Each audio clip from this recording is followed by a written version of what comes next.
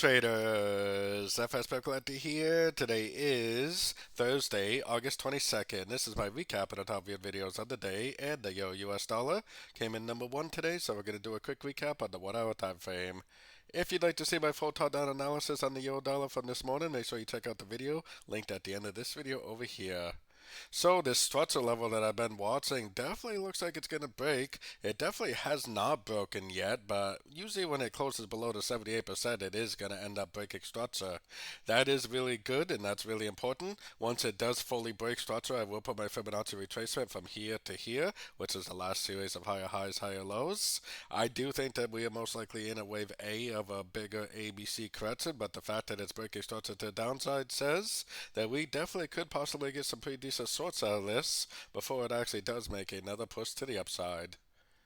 So don't forget to join my free Discord channel, which is linked over here in the corner. And as always, thank you and happy trading.